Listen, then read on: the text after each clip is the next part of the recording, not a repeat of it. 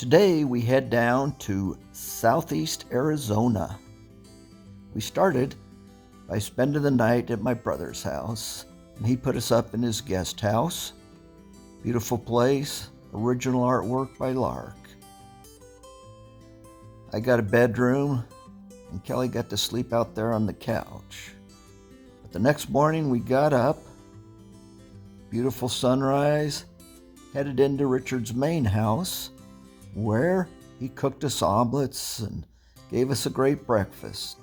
Lark looked a little puzzled at what Richard was doing, but we soon left his abandoned tortoise huts in the Huachuca Mountains to head to the old Fife Homestead at the base of the Chiricahua Mountains. It's located in between Wilcox, Fort Bowie, Tombstone. This is Colonel Fife, and this shows a picture of his wife who was murdered in 1884 there, and their daughter. Found all this information from this book that my parents gave me back, in the 1970s.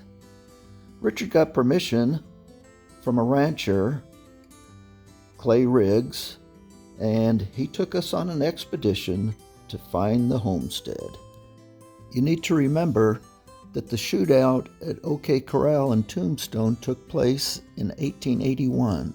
So this was the time of Wyatt Earp, Doc Holliday, and of course Geronimo and Cochise. That's Richard's vehicle ahead as I follow behind.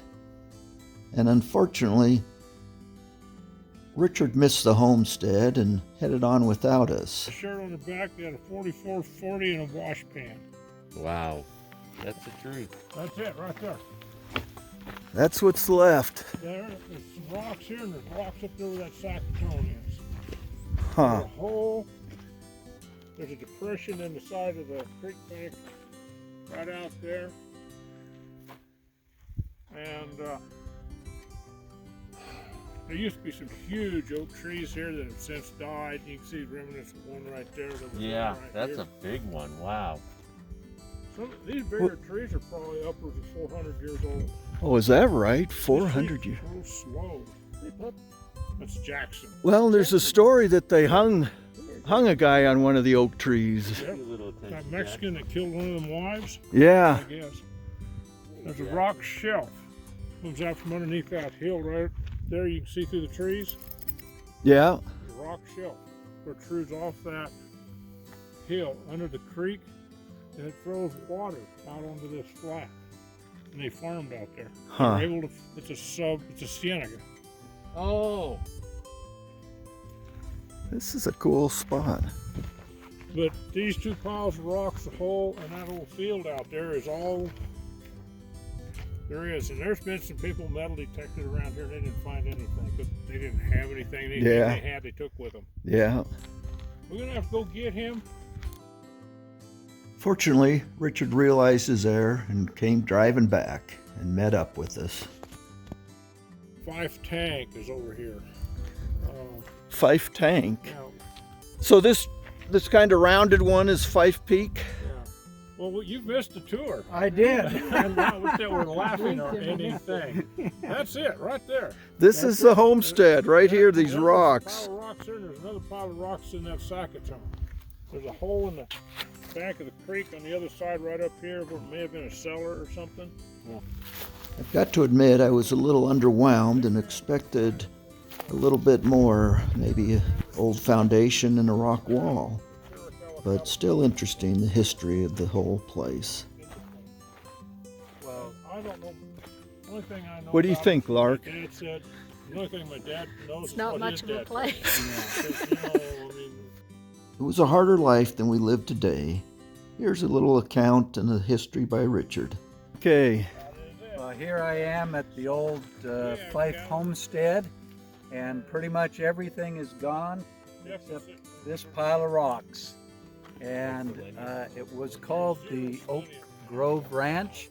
It's now the Oak Ranch, owned by Clay Riggs, who has been kind enough to invite us here and show us the old Fife Homestead.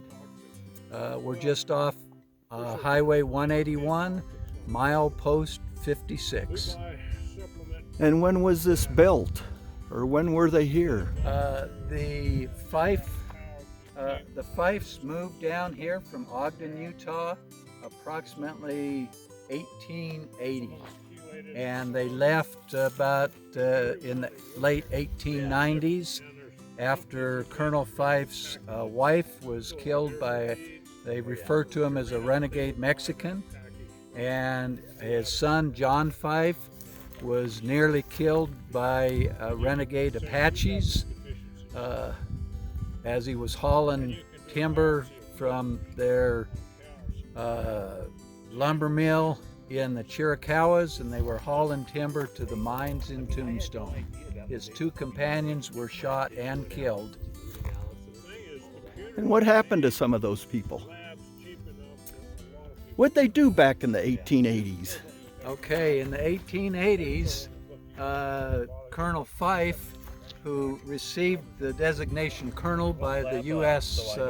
Army, he was a rancher, and he ranched this area, and he also had a lumber mill up in the Chiricahuas and cut timber and hauled it to the mines in the booming town of Tombstone, Arizona. And most of the people around here were ranchers. The individual who murdered Diana Fife was hunted down and hung in an oak tree similar to this that Sawyer's standing by. There are a couple different accounts of the hanging. One that the sheriff wrote up just as they had him strung up and before he was hung and said, "Go ahead," and another one that the sheriff wrote up just after he was hung. But it was a different time, different place. Now the trees provide shade and a place to play. Interesting that Richard's grandson Sawyer may be climbing a tree that his ancestors climbed 130 years ago. And his son? His son looked at that, hey, that's 5 feet, isn't it? 1,000 and 2,000 of them made their living by gambling. You know the history of Tombstone? Not much of it. When the Commonwealth ran out in Virginia City, all those miners, they just found Tombstone. All those miners from Virginia City came to Tombstone. And Tombstone played out, they all went over to Bisbee. World War I saved Bisbee because they reprocessed and stuff. World War II saved it again because they went back and they were looking for different metals. The guy that really made the money out of Tombstone went down to Fairbanks and scooped up the tailings with a loader tractor. The tailings. Yeah. Huh. Yeah, they left all the ore in the tailings because they just had those old stamp mills with mercury. That's all they had. If it was big enough for those screens to catch, they got it, and if it was too small, it went in tail. He loaded all those tailings on railroad cars because the railroad was right there, took it over to El Paso and re-smelted it. Wow. He made the money out of Tombstone. He had an investment of a freight bill and a loader tractor. He didn't have any of the social costs or any of that that Tombstone had. This is about 1960. I think they could have talked about the history of the old Oak Grove homestead and Tombstone and the whole area for hours. And maybe they did. We were there quite a while. We'd pretty much seen everything we could, and eventually we decided it was time to head on, leave the old homestead and cattle ranch, and head to the Chiricahua Mountains. There are a number of different trails you can take. This is actually one down low by the visitor center. You can see the vegetation's much thicker than the grasslands where the homestead was. But we decided to drive up to the top, and the drive alone is spectacular, seeing the rock formations as you head to the top. We even got lucky enough to see a couple deer by the side of the road. But just spectacular scenery everywhere you go. Cochise Stronghold isn't far away, and just the whole experience and the history of the area Makes it all just a little bit more interesting. And anytime you see wildlife, that's always great. Eventually we made it to the top, and that's where we would do our hiking. The Sawyer surveys the land. Where are we, Richard? We're in the Chiricahua National Monument. What do you have to say, Lark? Not a whole lot. Oh, come on. You guys are killing me. What do you have to say, Kelly? We're in the Chiricahua National Monument, and it's spectacular. Oh, come on.